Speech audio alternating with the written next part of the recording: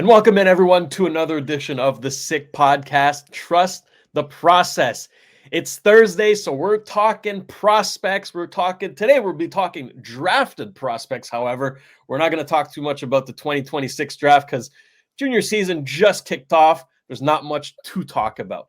But what we're going to talk about, however, is those 19-year-old prospects, right? Those players who are too good to go back to junior, but have to because they can't go to the AHL. What does that do to their development?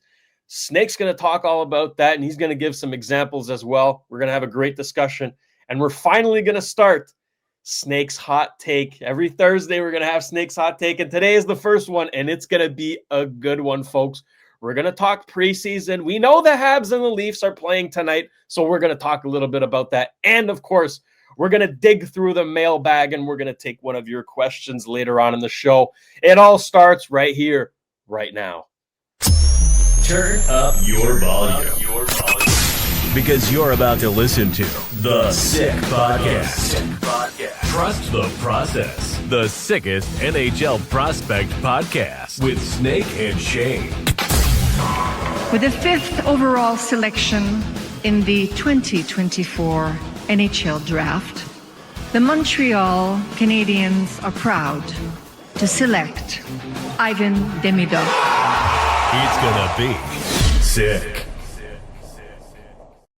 All right, producer Shayne here, joined as always by my great co-host Simon, the Snake Boisvert. Snake, how are we doing today? I'm doing fine. Yourself? I can't complain. You know what? We got hockey. It's nice weather outside, a little gloomy, a little rainy, but fall is nice, you know, changing leaves. It's beautiful outside, so can't complain. And folks, I want to remind everyone before we get cracking on here, if you haven't checked out Mathias et le Serpent on KO Sports, you're doing yourself a disservice, folks, okay? It is quality stuff here, and you get more of the Snake. How could you complain? It's judging by the views, Snake, I think the people are watching and they are liking it. But if you haven't, if you're one of those culprits, go on over to KO Sports on YouTube. You can find the podcast as well on all listening platforms. But we also invite you to subscribe to this show. If you're enjoying it, please give us a thumbs up and hype the show. Okay, we figured out how the hype button works now, and it does work. It tells the algorithm that you like the show, and it pushes it on more people's front page. So we would appreciate if you supported the show in doing that. Thank you, as always, for your support, your views, and your comments, right? We're going to get to one of our questions later on in the show, but always some great comments, words of encouragement, and great questions. Snake, now this topic here we're going to cover today for most part of the show, it's a really interesting one, and that is, you know, those 19-year-old drafted prospects who are really too good to go back to junior, but they can't go to the AHL just yet, right? So it's basically just another year of repetitions for them. How do you see that impacting their development? And can you give us some examples of that affecting? Yeah, first of all, let's remind listeners of the rule. The rule is if you're drafted out of the Canadian Hockey League, which is the 3 major junior hockey leagues in Canada, you have to go back to junior hockey if you don't make it to the NHL before the age of 20. So that's pretty much it. So if you're a player from the States or Europe, whenever you're being drafted, if you've been playing in those countries, you can play in the AHL right away if you want to. And there are some 18 and 19-year-old players in the AHL. Yep.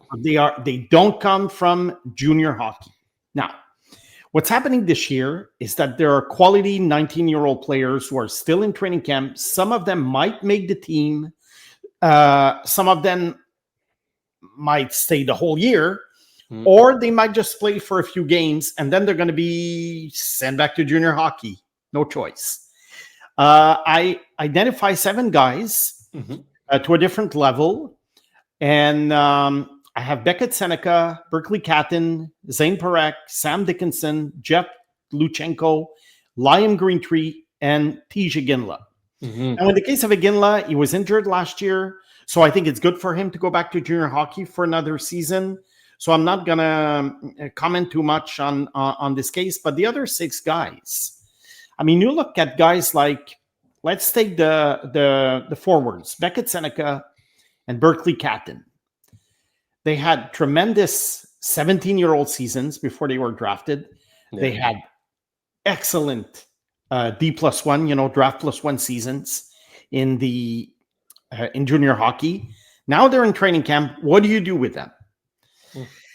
And I think that I've always thought they would be better served by going to the American Hockey League, get their feet wet in pro hockey, and either be, recalled by their team maybe after Christmas if they play very well, or next year they make the team at age 20, and that's it. Now their career takes off.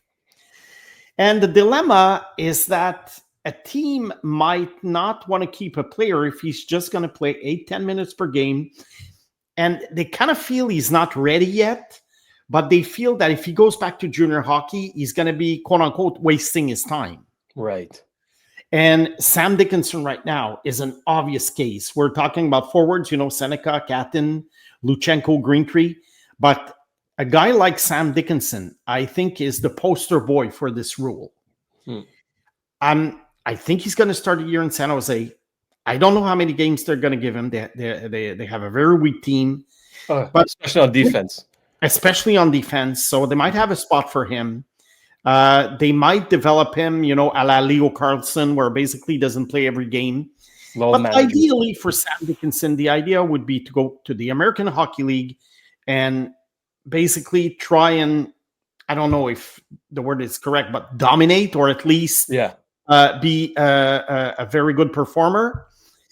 But at the same time, if you practice with NHLers, you play a few games, then maybe it's good for your development. So I've always been on the fence with all this. And I was always thinking, okay, if they go back to junior hockey, is it really worth it? Sam Dickinson won the Memorial Cup last year. He played, over 90 games if you include playoffs. Yeah. He was the defenseman of the year. So, okay, he goes back to London. Okay, so what? It's like he's on the treadmill. I've always thought that was the case, and I was very happy when they finally changed the rule, which is coming into effect next season. Mm-hmm. We won't have this discussion. Again, a reminder, the rule is teams will be allowed to send one 19-year-old junior player to the AHL. Again, it does not apply to European players or college players. Like, let's say the Habs, for instance. Had they wanted to send Michael Hage to the American Hockey League this year, had they signed him to a contract this summer, he would have been allowed because he comes from American hockey. Right. So that's just one example. So I went back in time and I said, okay, I'm going to take a look at cases of players who were probably too good to go back to junior hockey at age 19. But they got their feet wet in the NHL. They played a few games in October, and then they were sent back to junior hockey in November. Now, I have a few names for you. I have 6 of them. Alex Pietrangelo. Yeah. Braden Chen. Leon Draisaitl. Oh. Sam Reinhart. Dylan Strome. Matthew Barzal. All these guys made the team out of training camp at age 19. Played a few games, and then were sent back to junior hockey. And at the time, I remember thinking, oh, my God, what are they doing? I mean, they're really screwing up their development by doing this, although they had no choice. Right. Well, what do you think of the career of those 6 guys? Not too shabby. I know that Dylan Strome had his ups and downs. Braden Chen never became a superstar, but he had a pretty good career. I mean, Pietrangelo was a star. Draisaitl is a megastar. Sam Reinhart finally exploded a few years ago. And Barzal has had a great career so far with the Islanders. So was it really a problem for them to go back to junior hockey? Probably not. So I think that with the guys this year, although I would prefer to see them in the American Hockey League, although I love the new rule, I don't think it's really a problem if a guy like Berkeley Catton goes back to the WHL and he gets 140 points and he goes to the junior tournament. So we'll see what Seattle does. I think that they have a lot of centermen in Seattle, young centermen. They have Matthew Benier, Shayne Wright. They just sent back Jake O'Brien to junior hockey yesterday. So we'll see what they do. Maybe Captain on a third line would be good, especially that they really need a bit of firepower in Seattle. I mean, Snake, I think we could do a whole show on the Kraken and their rebuild. I know you like to follow, certain rebuilds a lot. Oh yeah, I have very strong thoughts about how the Kraken have rebuilt. Well, you know what? Let's do it next Thursday. Yeah. Next Thursday. I have very strong thoughts about the way Ron Francis built this team. Fantastic. So that could be an interesting topic and probably a lesson to learn for future expansion teams, because this is really coming up, I think, within a few years. Oh, for sure. So that's my take. A guy like Luchenko in Philadelphia, I think Luchenko is a different case in the sense that he played a few games last year. It was a surprise that he made the team at age 18, played 4 games, went back to junior hockey. I think in this case, this guy probably profiles more as, I would say, a middle of the lineup player in the NHL, more as a checker than a scorer.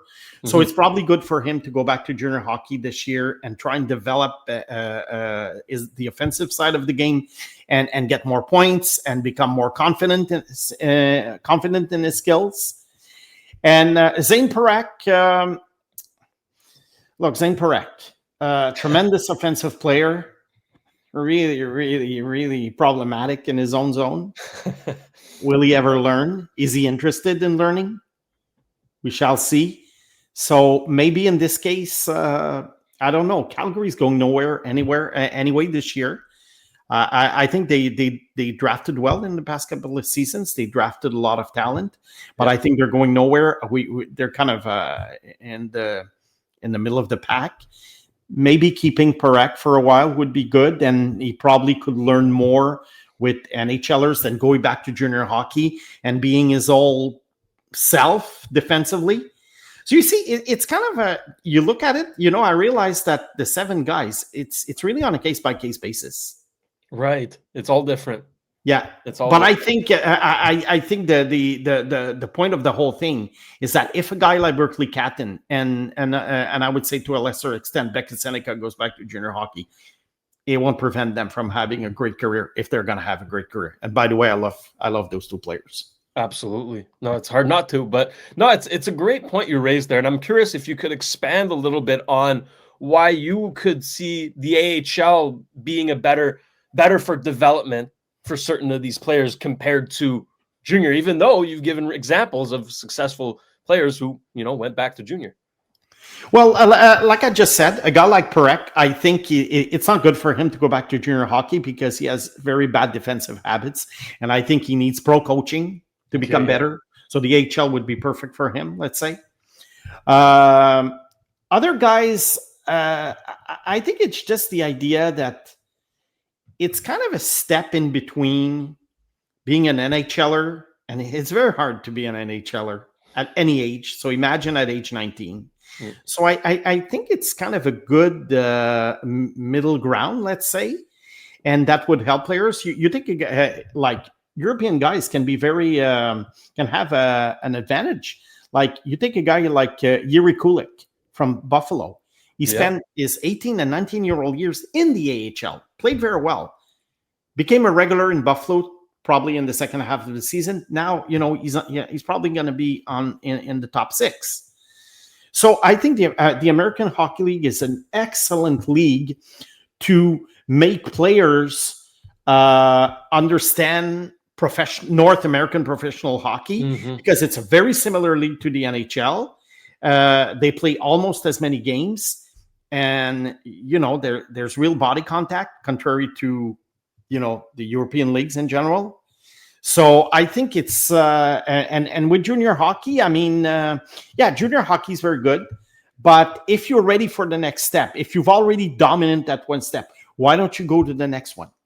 And I think in between the NHL and junior hockey, there is the AHL, and it's such an excellent middle ground for players that age. Absolutely. And I don't know if that answers your question, but definitely. And further cements the how happy we are that the rule has changed, and there will be, teams will be able to send a 19-year-old from the CHL to the AHL starting next season. I think it's fantastic. But Snake, quickly on the flip side now, and listen, this could be a whole show, right? We could have a whole discussion on this, but we've seen time and time again young players get burnt because they were sent to the NHL too early, right? So in situations like that where, okay, they might be too good for going back to junior and they can't go to the AHL. So, okay, well, might as well keep them in the NHL.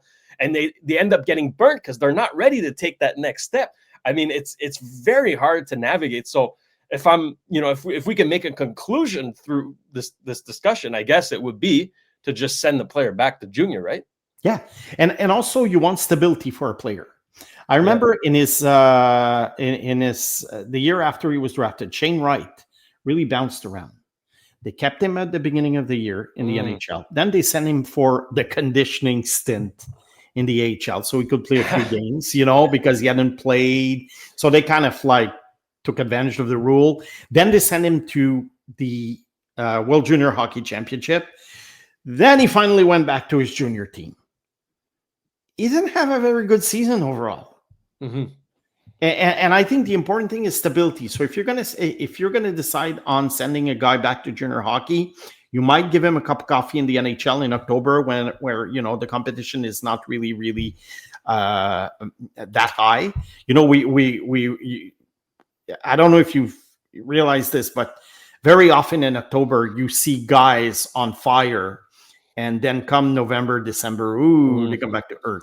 Yeah. So I think stability is the key.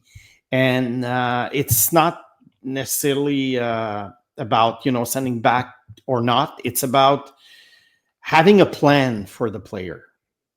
And as for players who are being, it'll get to the NHL a little bit too quickly. Yeah, the floor is littered with examples, but I always ask myself, did they fail because of that? Or did they simply fail for other reasons?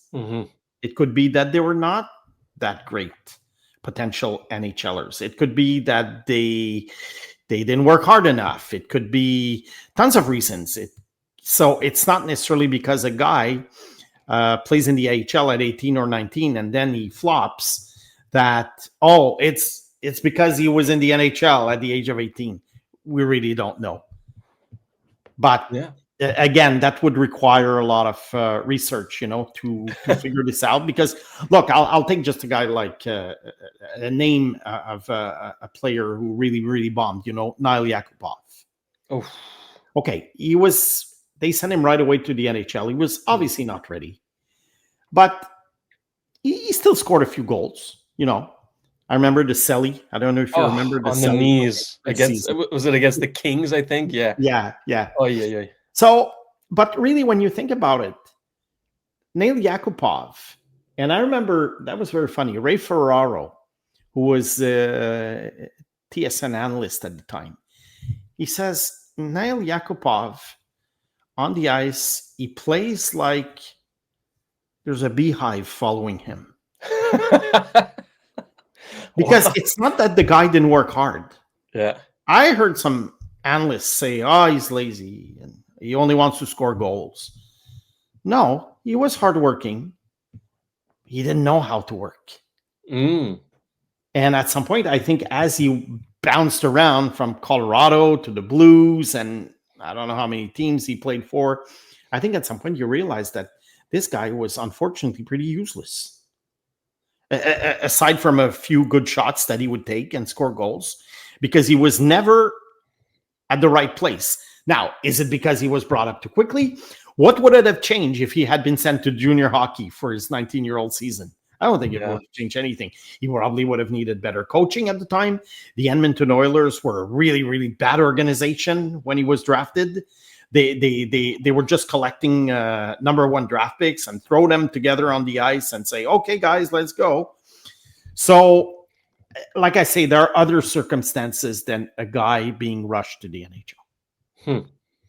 Well, if anybody wants to do that research for us, we'd love to read an article about it. Please do so. We encourage you. But it's a very interesting situation and a topic that I think we can cover in further detail, further deeper into it down the road here. But no, it's really food for thought, and I think with how hockey is evolving, and now obviously with the new rule, things are going to change, and there's going to be new situations that arise. But yeah, for those players that you mentioned there, I think the one really to watch is Sam Dickinson. And I think he does have a spot with the Sharks, considering how poo-poo their decor is. Let's be honest here. Okay, it's no good. So, having a guy like Sam Dickinson, and like you said, could load manage him like Leo Carlson, that could be a very interesting situation for him. So just a quick Habs note for those wondering if the Habs are going to be affected by this rule next year.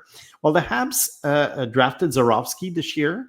He's going to be 19 next year, but obviously whether, he can come to the AHL if they sign him. The rule doesn't affect him. I think the only player that realistically could be affected is Hayden Papanakis. But the fact that he was injured, I think he's going to need another season in junior hockey next year. So I don't think the Habs will have to make that choice next year, but some teams will. Some teams will. A lot of guys drafted this year who are 18 are going to be 19 next year. They're going to be part of that rule. And right now, also with the NCAA option, don't forget that once they sign their entry-level contract, they cannot go to the NCAA.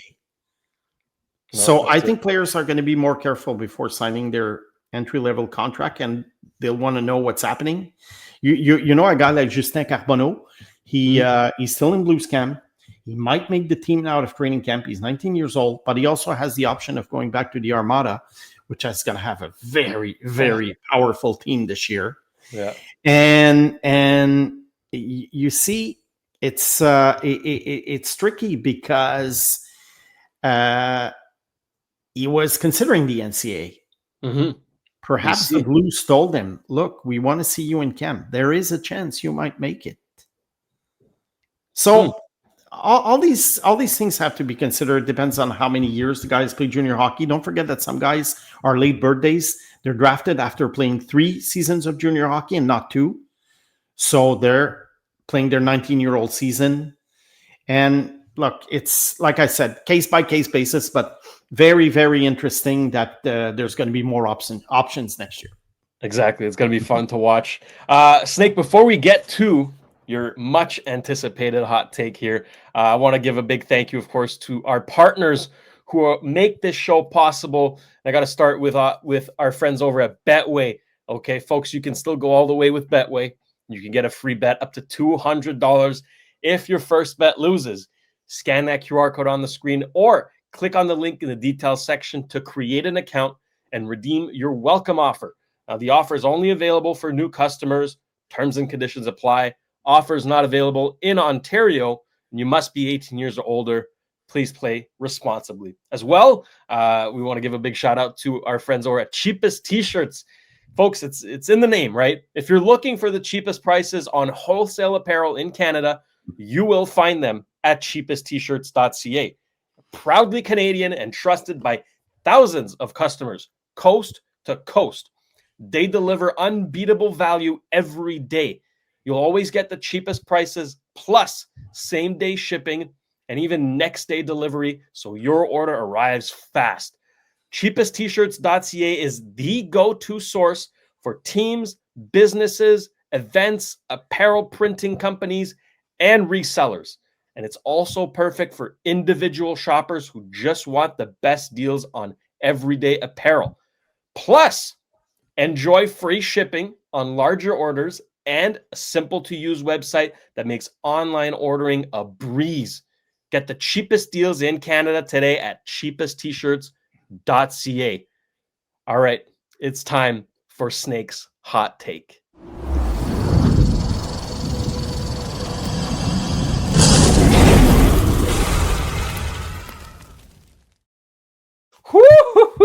What a graphic. Shout out to Juliana, Sammy, and the Cavaleros for setting that up. We got some fun stuff cooking for you guys, okay? That's just the preview. But Snake, take it away. What's the hot take today? Well, it's preseason time now.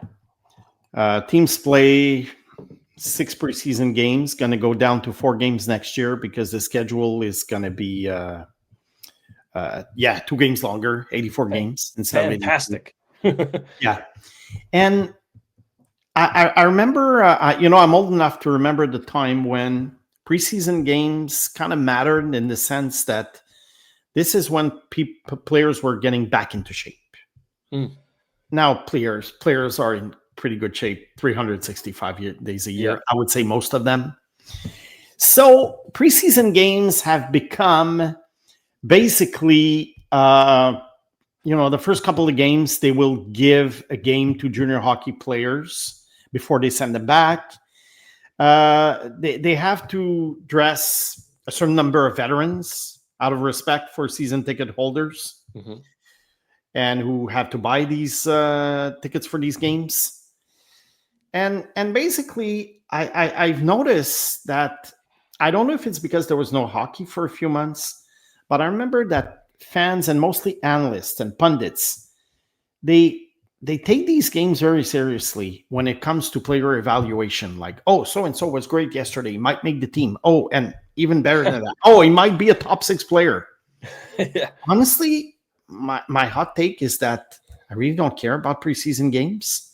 And they never will I use them to evaluate players. Never. It's not going to change I'm not going to change my opinion on a player because of preseason games. So the opinion I had on September 1st about so-and-so is not going to change on October 1st because I saw him play well or not well in a preseason game. And the best example is, look at the game tonight between the Leafs and the Habs. Oh, Okay, look at the Toronto Maple Leafs roster. let's bring that up. Look at Okay. that. My goodness. For those who are listening in, and if you haven't seen the roster yet, Scott Laughton will be the number 1 center for the Toronto Maple Leafs tonight. On his wing will be Easton Cowan and Steven Lorentz. Second line will be Kampf, Machelli. Okay, Machelli's all right. McCann. Third line will be Quillen with Dakota Joshua and Lettieri. Fourth line is Gu with Pizzetta, okay, and Verberg. On defense, Mermis and Myers on the first pairing. Riffai and Thrun on the second. Weber and Benning on the third. And in net will be Dennis Heldeby. Snake, this isn't even the C team. What the hell? Yeah. Woof. Yeah, and you know what? No disrespect to the players. They're professional hockey players. Right. We all know it's hard to get there. So, okay, we're having a laugh, but really the point is more like we're having a laugh at the fact that these games are considered seriously by some people. Yeah. That's all I'm saying. Because you know what? It's, how can you say, okay, whoever is playing for the Habs tonight and basically battling for a roster spot or trying to improve their status, on the depth chart, how can you evaluate seriously when they're playing basically an East Coast League team? That's it. And the Habs are playing a lot of their big guys. Like, let's take a look at their lineup now. Yeah. Right? First line is there. The second line is there. Now they have Roy, Meshar, Rohrer, Tuck, Jack-Eye, Davidson, right? The Laval guys, but still they're AHL players. And then on defense, I mean, Matheson, Dobson, Gouli, Reinbacher, and Montembeault starting in net. So that's a serious squad there, and it's complete mismatch. But Snake, this wouldn't be a hot take if I didn't challenge a little bit. So go ahead. I have some questions because to a certain extent, I absolutely do agree. When it's a small sample size and it's so heavily skewed, the evaluation can't be fully legitimate. You can't solely base your opinion on one performance against players who are going to go back to junior. It doesn't make sense. However, through a larger portion of games, let's say 2 to 3 games, if a player that's, let's say, on the bubble, right, is actually noticeably bad against lesser competition, wouldn't you take that also into consideration? Like, wouldn't you be able to evaluate from that? Look, you have a point. You have a point. Okay, so we might not get too excited about a guy who scores three goals tonight, but we might really wonder about why isn't he dominating since he's playing, lower level opposition. Again, it's a small sample size. Mm-hmm. And don't forget that in preseason games, these rosters, some players have played together in the AHL, some players have played together in the NHL, but it's really a weird collection of players and from different levels of hockey, and they're not used to playing together. Okay. Yeah. So even if so let's say you have, I don't know, a guy like, I don't know, Joshua Roy, okay, for instance. We all know that he's kind of battling for a roster spot, or at least he wants to impress management, But is he used to playing with Roar? No. So I don't know. To me, they're just glorified practices, scrimmages. Okay. It's a glorified scrimmage. And I don't think you can take anything out of these games. I don't take anything out of these games, honestly. And it's, why do they exist? Well, look. The NFL is really cutting down. They cut down one game. They're going to Roger Goodell, the commissioner, he really wants to cut down on another game and add another regular season game. And why? I know it's two different sports, but the point is, I don't know if you've ever watched NFL football in August. I mean, the game plans are very vanilla. Most regulars don't play. And a few years ago, some coaches started basically not benching, basically not playing the number one quarterback, not even one quarter. So there is a reason for that. And some might argue, well, they're gonna be rusty come the first game. Yeah, perhaps, but you know what? In October, like I said before, I think although everyone's in good shape, teams are a little bit rusty in the sense of playing together, and it takes a few weeks before it stabilizes.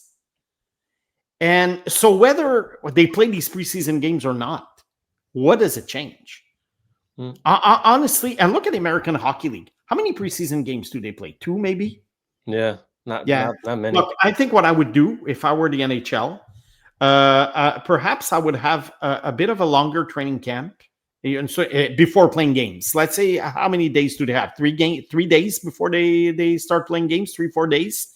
Perhaps I would add a couple of days more. Maybe have a week of the guys getting back together. 2 preseason games. 2 games. And you know what? No traveling far or whatever. No, Montreal plays Ottawa 2 games. Yeah, home and home in the region. That's it. Just to get their feet wet. And then end of September, you start the season. Yeah. Hey, I'm all on board. Look, didn't Jesse Puljujarvi score 3 goals in a preseason game last year or 2 years ago? And, and again, for poolers listening to us, how many times have we gotten caught up in the hype of preseason? I remember Magnus Spijärvi. You remember the guy? 3 goals against Ottawa, I think, in a preseason game. The day after we do our hockey pool, I mean, the guy was drafted so high. No. Yeah. Yeah. No, so we've learned lessons over the years, but I tell you, I know that, pundits and TV shows, they have to talk about something. I do agree. But really going into, in-depth analysis and projection of players just based on a preseason game, I think is ridiculous. Oliver Kapanen, he is who he is right now. It's not going to change whether he was good or bad this week. That's a good point. So if you had the idea of keeping as a 13 forward, let's say, or 14 forward, or sending him back to Laval, just go with the plan. Forget about what he did the other night or what he might do. I don't know. I don't think he's playing tonight, or maybe he's going to play on Saturday. Whatever. Yeah. So I would go pretty much NFL style. And I think baseball has a month. Baseball has like 35 preseason games. You know what? Baseball is different. It's hand-eye coordination. Again, you have to be careful. There are some guys who are going to bat like 390 in training camp. Then come April, they're being sent down to the minors. But I think you need more reps in baseball.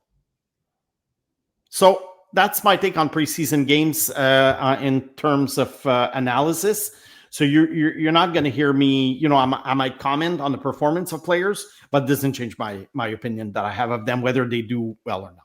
No, that's it. And another factor that, I've noticed in preseason games is, you got to put context with the players as well, right? Suzuki, Caulfield, and Slafkovsky are just trying to get their legs. They're just trying to get the repetitions, get the chemistry going, right?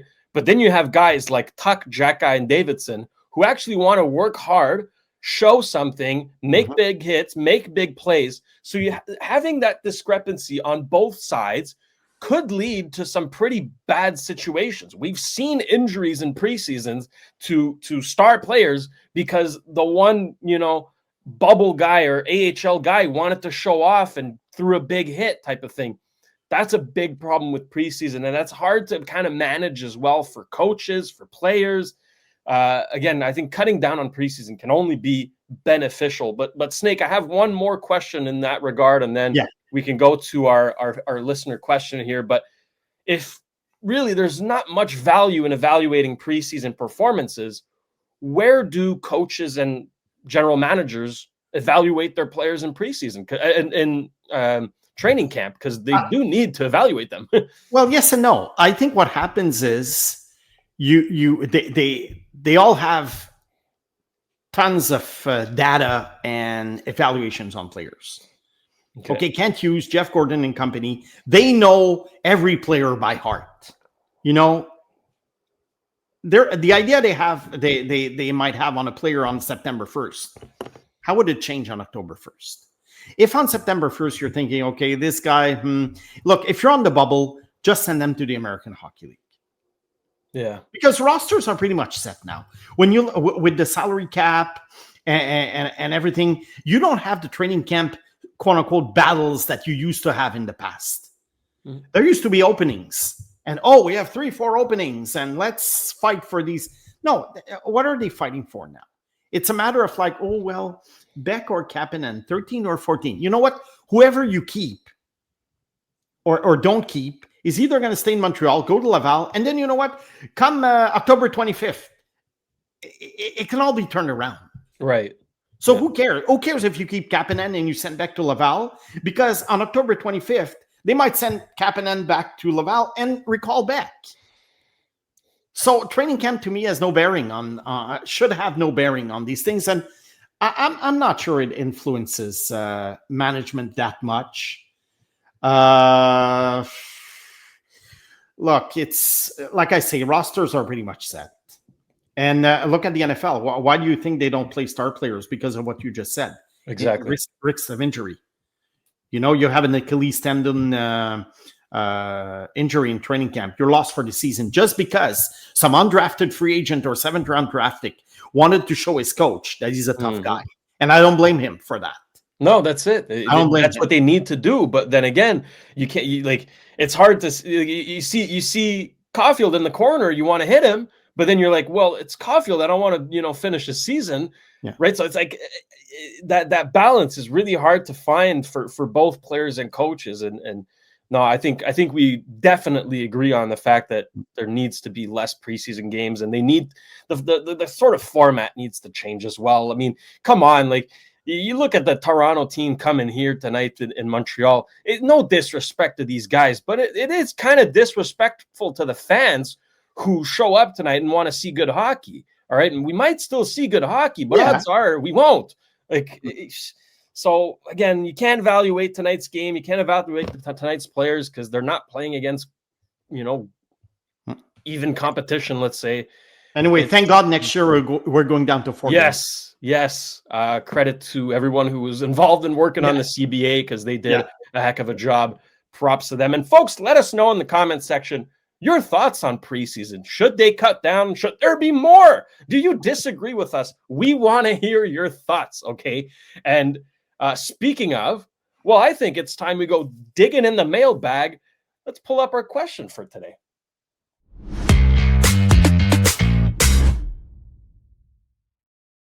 All right, today's question comes once again from Rick Woods, who's sending some banger questions. Shout out to Rick.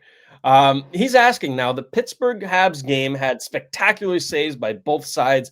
Fowler, obviously, deserving of the praise, although it's earlier to forecast if it narrows down to Dobesh and Fowler, given their success at Ohio State and Boston College. Which of the two would win the number one spot down the road? Now, it seems that the Habs might be heading towards a Swayman-Ullmark sort of tandem that Boston used to be running, right? So, and thank you for the kind words at the end there, Rick. But it's essentially what he's asking is, Fowler or Dobesh, number one in the future, or could we be seeing a 1A, 1B situation? Look, I think right now the idea with these goalies is that they are not at the same level in their development. One is older than the other. Yep. One has become a backup next year in the NHL, and the other one is just getting his feet wet in the American Hockey League. But I think eventually Fowler will be the number one guy.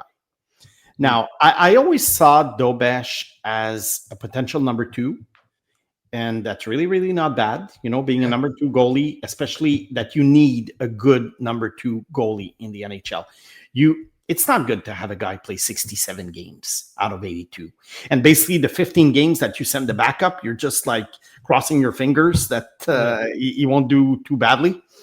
So I really see Fowler and Dobesh as a 1-2 punch one day.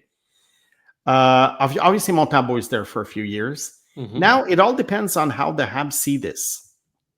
Would the Habs prefer to have a young Fowler with an older goalie, whether it be Montembeault or another veteran that they sign? Or will they think that at the time, Dobesh will be kind of a veteran himself, and that Fowler and Dobesh could be 1 and 2? Why not? Yeah. I have nothing against having two goalies in their 20s, like Boston did, together. I mean, it's not. You don't have to have a young guy paired up with a 34-year-old goalie. No, but I know it works. And in the NHL, whenever you have a young goalie, like San Jose is bringing up Askarov for good this year. Yeah. And they signed Nedeljkovic, who's a bit older, but you don't have to. Dustin Wolf with Dan Vladar last year with Calgary. Yeah, right? You don't have to. I mean, no. Some teams in the past had two young goalies, and they did very well. I mean, I'm going back very, very far for the people my age. The Edmonton Oilers had Andy Mugg and Grant Fuhr in the 80s in net. Yeah. Okay, I don't know if you've heard of this tandem. Andy Mugg played with the Habs at some point at the end of his career, and they were both playing 40 games at the beginning. So I think Ricky's idea is good. It's good. Yep. Why not have a 1 and 2? But I see Fowler as the number one. I think he has more. I think he's more talented, and I see him more like having the net, like maybe for 50, 52 games, and the other guy for 30. I'm not sure I want to see Dobesh playing 50, 55 games for the Habs, because perhaps some of his weaknesses might come out a little bit more, and teams might take advantage of it. But I do think that he could be a solid backup in the NHL. Exactly. I think, listen, perhaps fans watching, if there's one area of the team's future that you really don't have to worry about, I think it's goaltending. Because Sam Montembeault currently, right now, as we speak, I consider among the good goalies in the NHL. Like, very reliable, number one, put him in, forget about it, he's going to give you a decent game, right? Jakub Dobesh is gearing up to become a really good backup, maybe even if he surpasses expectations, a starting goalie. And then you have Jacob Fowler in Laval, who won't be rushed. He won't be rushed. He will be given the time to develop in Laval. He will be given the reps, right? And he's really projecting to be a star goaltender. And on top of that, the team has been drafting a boatload of goaltenders in the draft. And that's really the key to success when drafting goalies, because they're so unpredictable, right? You have those Carey Prices, the Vasilevskis that you take in the first round, they're going to pan out. But really, like Connor Hellebuck, what did he get picked in the 6th round, right? He's the best goalie in the world. So you pile up the goalies, you have a big amount of them, and you see which ones develop or not. There's so many in the system. I think the goaltending situation is so far from a concern for the Habs standpoint. You know what? After losing Carey Price, it's funny to say that, but yeah, I think their Habs are really setting themselves up between the pipes. Yeah, I really like what they did with their drafts, because at some point there comes a time where who are you going to draft? You're really going to draft long shots. You're going to draft players who basically have like a 1% chance of making it to the NHL. So why not take goalies? You can never have too many goalies in your system, because at some point attrition, makes it, there's a stranglehold where basically, okay, this one forget him. Mm-hmm. And at some point you might get a Hellebuck, or you might get a what's his name? Henrik Lundqvist, with the Islanders, who was a late round pick. And Yaroslav Halak wasn't too bad, a 9th round pick. Yeah. And by the way, just for junior hockey fans in the in Quebec, and especially the area of Montreal, the Habs have a goalie playing for the Armada, Plainville-Boisbriand. Yep. Arseny Radkov. Mm-hmm. He's 18 years old. He was just drafted by the Habs, and I think he's going to share the net with another European goalie who was drafted by Nashville, if I'm not mistaken. So I think it's good, because the Habs are going to be able to follow his progress very, very nearby.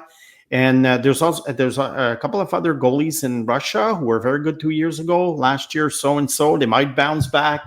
Look, it's just good business, I think. What they're exactly. Doing. Yeah. I love it, and love the question from Rick. Love your questions, folks, in the comments. Please keep sending them in. We will pick one every show, so we might get to your question on Monday's show. And speaking of Monday's show, Habs fans definitely want to tune in, because that's going to be our focus there. We're going to talk about those Habs prospects. And even though we said preseason, can't put too much stock in it, there are still things that we can identify, good patterns, bad patterns, whatever they may be. And we will talk about that on Monday. And we're also going to go back to some fantasy stuff. All right. We're talking goalies. Okay. This week, Nick, we're talking goalies. On Monday, I'm going to be giving you some strategies for goalies in your fantasy team. You don't want to miss it. As always, please share, subscribe, like, all that good stuff, and hype the show. It's, you know what? It seems to be working. So we'll keep doing that. So that's it for us today. Snake, anything else to add? Well, hopefully more cuts will have been made by teams.